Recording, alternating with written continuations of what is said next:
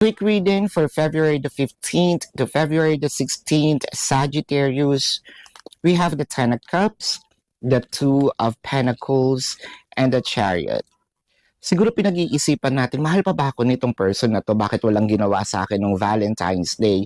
Bakit parang na-delay yata or parang wala man lang kaamor-amor sa akin itong person, wala man lang plans, no? Kahit man lang sabihin sa akin na may plano siya at hindi tinuloy, at least alam ko meron siyang plans.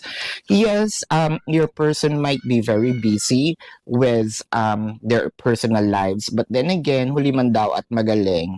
So, matching pa din. Just kidding. Nandyan pa rin siya. Which I feel like delayed lang kung ano man yung plans niya for the Valentine's. Pero ito yung malalaman natin na maitatawid niya pa rin, no? Yun nga lang, medyo late, pero okay na rin kasi yung iba ayaw naman talaga din mag-celebrate ng Valentine's Day for some reason, no? Kasi yung iba siguro na jajajean, no?